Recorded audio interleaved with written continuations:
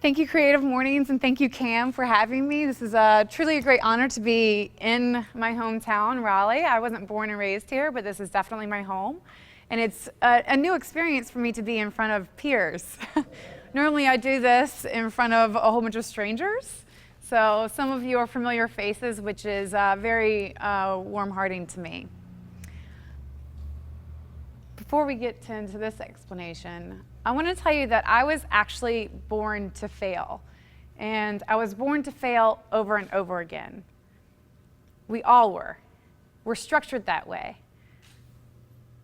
Without failure, we don't have the mental fortitude developed, the tenacity that we find in life, and the desire to want more, and the building of character to succeed. It's through failures, and I say that plurally, it's through failures and failures and failures that we finally succeed in something that we're truly passionate about. And if we weren't truly passionate about it, we wouldn't care whether we failed or not. So not only was I designed to fail, but we all were designed to fail. And through that failure, we really find the true happiness of our lives and the meaning of why we're here and self-discovery of what we're truly capable of. Our passions, our desires, and our potential. You'll have to excuse me if I get a little emotional because this is my life story. And it's incredible to reflect on my personal journey and to hear your personal journeys as well. So when I say that I was born into failure, I was a product of my environment.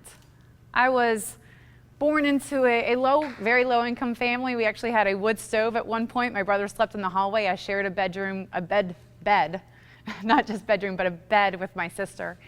And our source of heat was wood. So through that, we learned how to be a very close family. And I also started to believe that I wasn't as worthy as some of the other peers that I had in school. So through this, I went through school, and I had a few traumatic episodes of events in my life. One, a major car accident when I was 13. So I used that experience to allow myself to venture off into a very destructive lifestyle. Around 9 years old, I started smoking because both of my parents smoked, so that's what I saw and that's what I was exposed to. Around the same time, I started drinking and doing various drugs.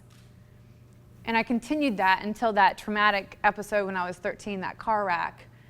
And I allowed that to take hold of my life. I allowed that fear to hold on and grip me.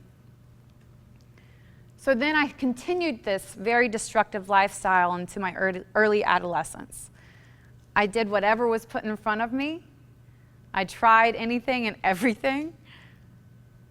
And I was a product of my environment that I put myself in. Through school, I was actually pretty smart. I was in advanced classes until I was in late middle school, early high school. And these traumatic events allowed me to hold on to a fear that prevented me from trying something new. So I had 2 years of athletics in middle school, and then I wasn't an athlete until my mid-20s. But those 2 years of athletics, I really enjoyed it, and it really helped my self-esteem. When this traumatic event, this car accident happened, I allowed it to grip my life and to control my decisions. Therefore, when I relocated schools after this accident, I was too fearful of failure to try out for the volleyball team, to try out for the cheerleading team, to try out for the track team.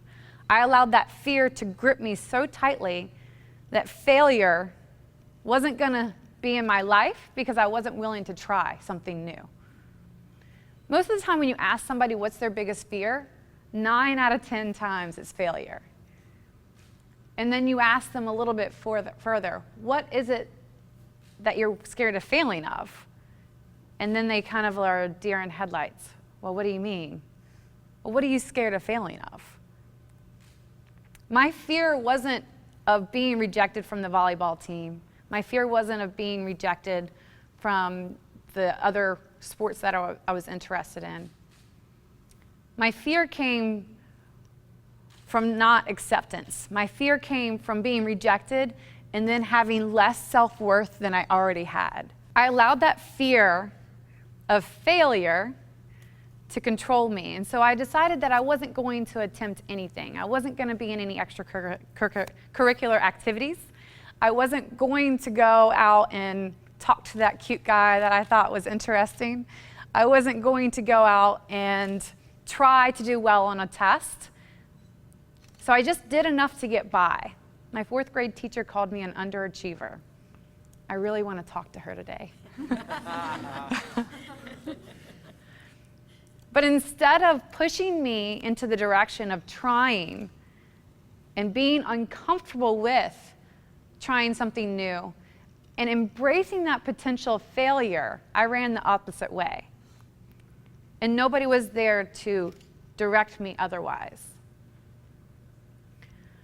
So instead of reaching out, I held within, and I just didn't try anything. And this continued all through my life. So I barely graduated high school because I did enough to pass, because I didn't want to try. And if I tried to do well on the test and I didn't do as well as I wanted to, and I didn't meet my own expectations, because we can be very harsh on ourselves, if I didn't meet my own expectations, then I had failed twice.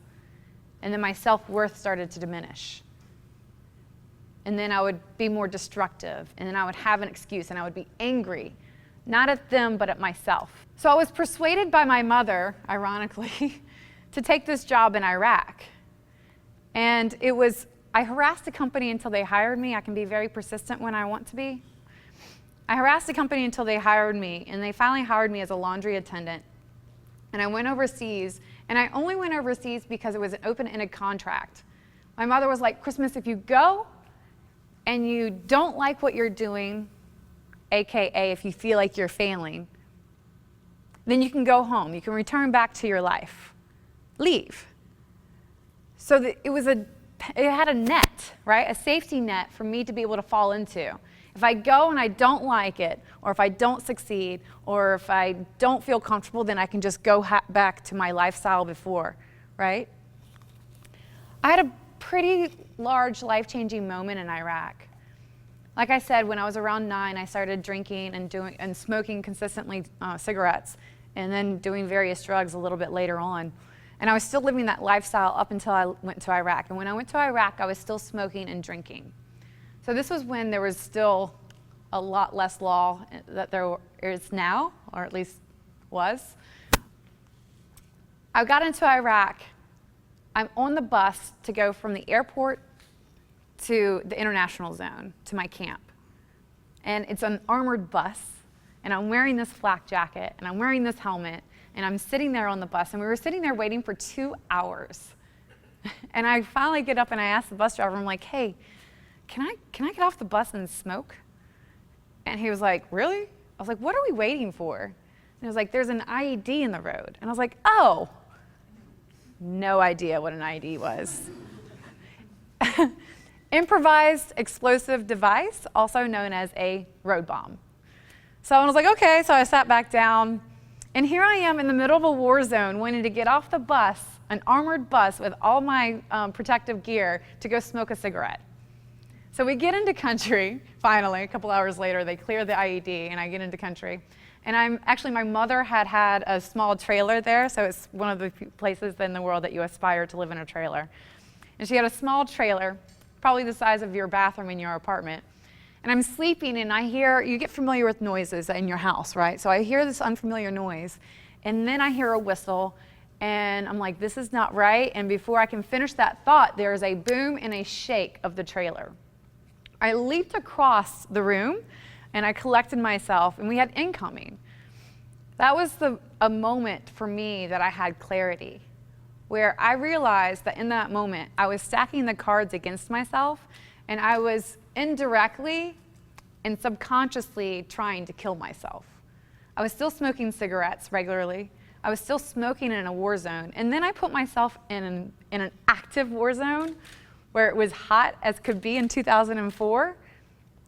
And I was still getting drunk in the war zone. And then waking up to incoming, I realized at that time that if something actually happened, I was going to be left. The military was not going to carry me, and I definitely couldn't run to keep up. It was a pivotal moment. Most people don't have that aha moment like I had. But that moment was enough for me to realize that I didn't necessarily feel the value of me having life, but I didn't want to die. I wasn't ready. So that was the first time that I decided to make a good decision for myself. That I decided that I was attempting to put myself out there where failure was a possibility, and I was going to quit smoking. And I was going to quit smoking cold turkey.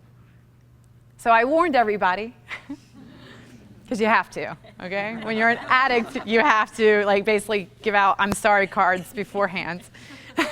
Put the deposits into the bank. I'm sorry, but this is going to happen. And I ate candy like a crack addict. And I quit smoking cold turkey, and I will tell you that I relapsed a few times, so I did fail a few times. But I kept trying. And I knew that that was something that I wanted enough to accept failure as long as I got back on my feet and I tried again. That was the first time that I allowed failure to come into my life and to be able to be okay with failing and to be willing to push past that failure. I quit smoking, and over a series of months, I later decided to run a mile, right? I still vouch that was probably the worst and best decision of my life. I was stupid enough to recruit a friend for accountability. I thought he was going to run it with me, but he didn't. He just stood there and make sure I ran it. I was on a treadmill. It was the longest mile of my life, and it was the hardest mile of my life. And 200 meters in, I wanted to quit, and he was like, nope. And I was on a treadmill, so all you had to do was pick up your feet. And it was going a little bit faster than what I could have walked it in. But for almost a decade, I had been destroying my body, emotionally, physically, mentally. And so this was huge for me. It took me a week to recover, and ironically, I said, fitness is not for me. Quitting smoking is enough. About a year later, out of pure boredom and curiosity, I started going to the gym, and I found the elliptical. Yeah, I was really good at the elliptical. And I found something that I was good at for a little while. And through that venture of curiosity and open willingness to fail, I discovered CrossFit, which changed my life. I watched the video. The girls were doing these crazy things, lifting this heavy weight, and I had never seen anything like it. I had no idea what they were doing. And the girl cries at the end, and I was like, that's what I want to do. I didn't know what it was, and I started doing my own variation for quite some time until I found these guys in Baghdad that adopted me because they were also fellow CrossFitters. And these guys truly, truly tried to break me. And they accepted me, and they will tell you a story about this, that they allowed me to come work out with them just because they were curious about the threshold of pain that I was willing to tolerate. And they literally tried to break me. They were like, she's not going to last a week. And I was like that little puppy dog that kept coming back every single day. These guys taught me the integrity of finishing something and being relentless with what you want. I would come to work out with them, and they would say, Christmas, we're going to do this great workout. And I was terrified. And during that time, they didn't modify it for a smaller person or female. And trust me, a push-up was a challenge. And these guys were from special forces. It was an odd match at best. So I'm hanging out with these guys, and they were like, Christmas, we're going to do this workout. And I was like, great, what's mine? And they were like, no, you do the same thing as us. And I was like, okay, this is what I asked for. So what would take them 20 minutes took me 45.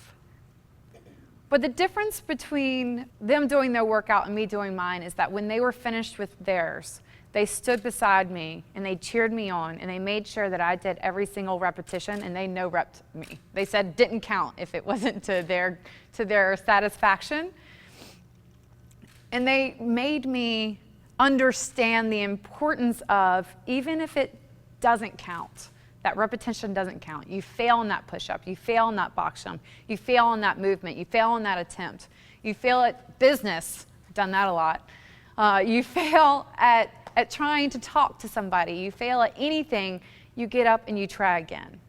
And you don't stop until you have accomplished your goal, and then that's building on to the next goal. And these guys in Iraq, these special forces that intended to physically break me, actually mentally molded my mental fortitude. And I'm forever grateful. This is, did I press the button? Okay. This is me in a helicopter. It was actually so active for a while that we weren't allowed to take convoys anymore, military escorted convoys. We actually had to take a helicopter from the airport to our FOB. This is in Mosul in late 2004 when all the insurgents went from Baghdad up to Mosul, and that's when I got promoted and went to Mosul. And this is, you can see my little arms. This is when I discovered the elliptical. Just to give you a little story, this is a family that I used to have chai tea with once a week. They actually lived inside the Baghdad International Zone. Baghdad International Zone was the only military base that had local Iraqis living on the military base with us, among the military and contractors. Fun little, this is about 3 years ago. Weighted push-ups. You know, when you get really good at push-ups, you have to find a way to push that threshold, and you will fail at these multiple times. So through multiple attempts, I've found that failure is not anything that we should be scared of. I actually welcome failure, because it means that, one, I'm trying, and two, I need to go back to the drawing board and figure out what went wrong so I can make it better and make it right next time. All successful people have failed multiple, hundreds, thousands, millions of times before they hit that one successful moment. So what I talk to my athletes about, because I own CrossFit Invoke, and I'm truly, truly proud of all of my athletes, what I talk to my athletes about is successful failure. And failure by definition is lack of success. But in my opinion, if you're trying to reach that goal, you're gaining ground. You're building on your platform. You're creating a better foundation, and you're building that mental fortitude. It's challenging, it's hard, it doesn't feel good, but it's rewarding. And anything rewarding in life is worth fighting for. So I talk about successful failure, which is if you fail at something and you truly attempted it, it's still a success. You're just going to have to do it a few more times before you get to it. It also makes that success meaningful. And like I said earlier, it builds character. It builds our understanding of who we are and who we want to be and what's worth that effort in our lives. I love this quote, this saying, because it's something that I have truly embraced in my life, along with failure and lots of failure, but truly embraced in my life, is to be relentless with your dreams, even if you're the only one that believes in them. And I tell my athletes and my family and my friends to give yourself the opportunity to amaze yourself. Thank you for listening today.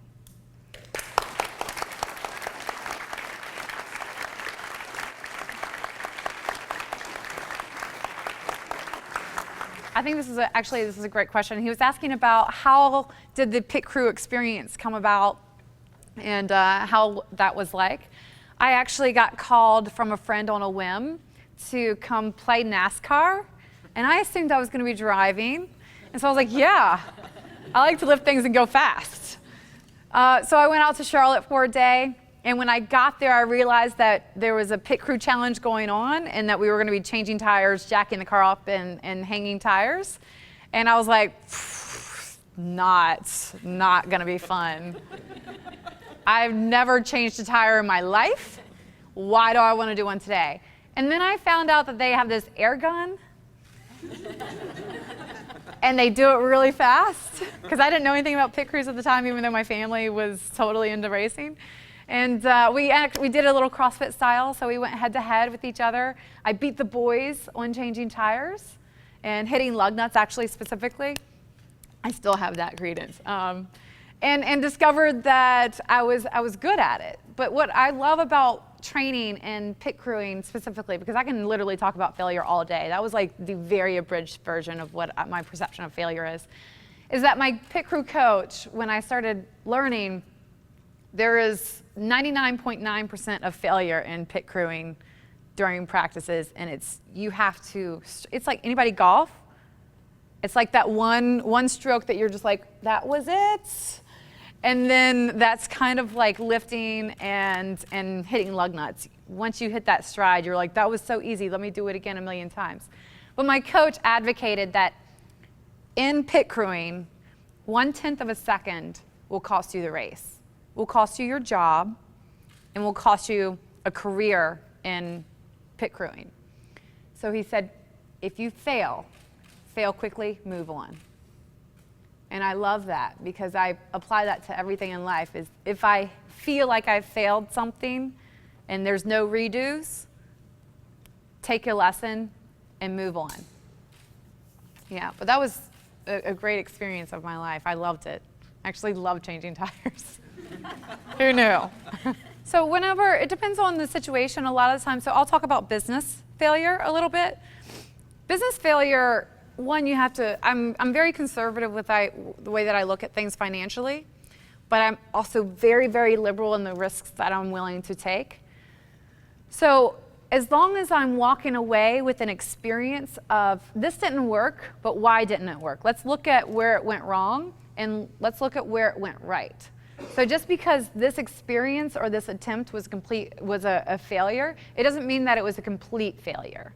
And so I look at, maybe this attempt, this portion of what went wrong worked really well, but coupling it up with this other portion of that effort is what made it fail. So I'll go back and recreate or just revamp what went right, and it allows me to see more perspective and bigger picture.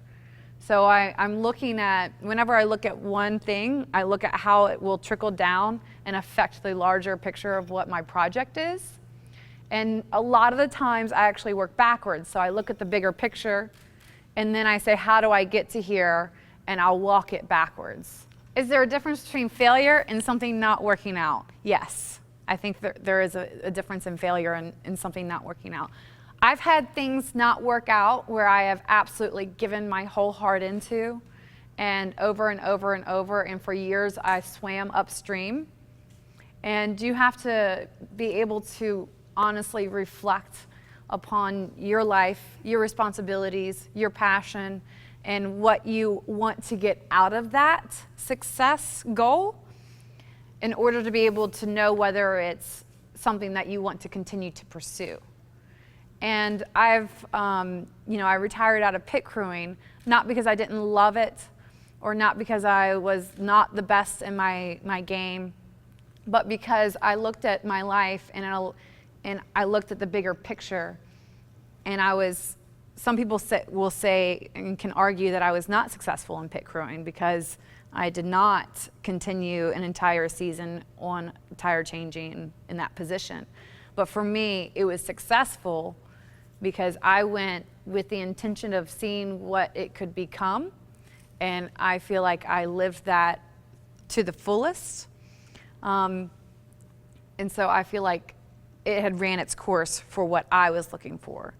So although most people in the NASCAR industry may think that I was a failure, but here I believe that I was actually very successful to get to where I was, and I felt comfortable walking away from that position because the bigger picture was that it was no longer beneficial in a positive way in my life. Does that make sense? Cool. So you have to look and you shouldn't allow yourself to deteriorate or to sacrifice more than what you should out of your life just to prove a point that you can be successful in something. And that's what I really had to look at that time in my life. And I'm still pleased with my decision. And I love changing tires. But I also love owning my business, being a competitive weightlifting and CrossFit athlete, and being able to be here doing things like this as well. So I took the positives from that experience and applied them elsewhere. So there is a difference between failure and just walking, knowing when to call it a day. I love that. Am I more comfortable because I embrace failure with uncertainty? Nope. Not at all. Not at all. But only when I only pursue something when I can see the bigger picture, and I don't have to have a perfect plan in place. It's not realistic. And whatever plan you have in place will absolutely change day one. So, not having that executed perfect plan, having a plan is important, but being able to be fluid within that plan is equally important. But it gives me anxiety if I'm just kind of like go with the flow versus seeing the bigger picture and knowing that there's going to be unknowns and being okay with being able to address them at the time. Okay. So I think the question is how have I dealt with people that have dictated to me what they will expect my life to be like, specifically on aesthetics and my goals? Right. I like this one.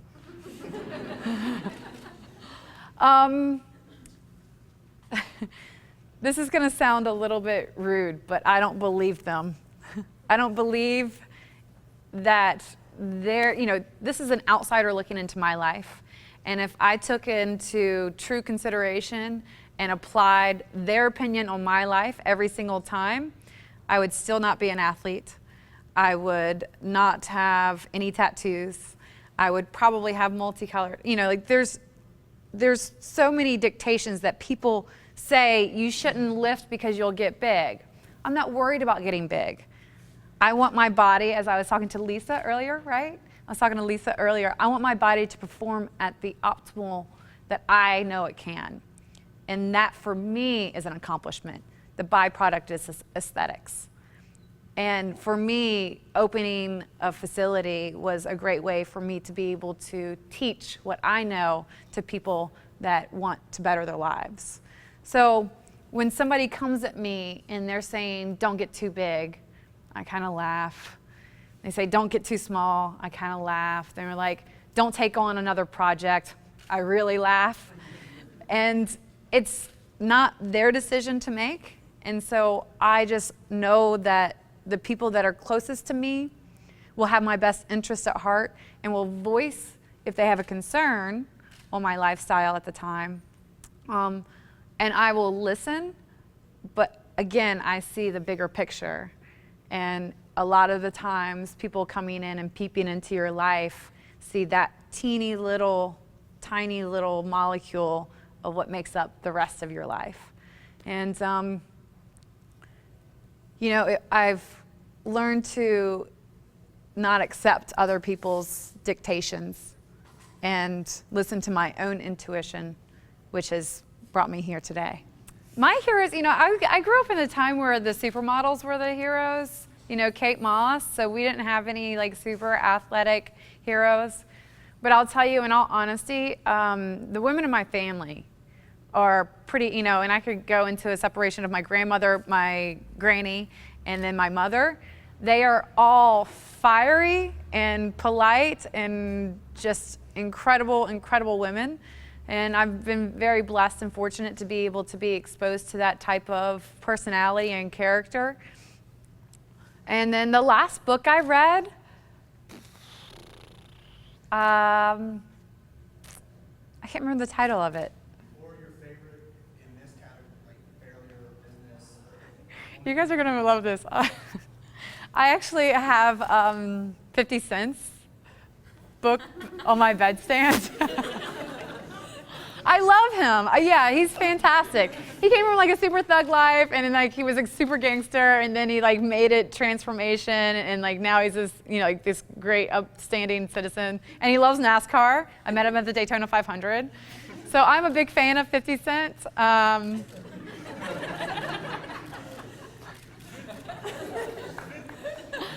I'm really a thug, guys. Yeah. So, Valentine, that's a great place to end. Yeah. Thanks, guys.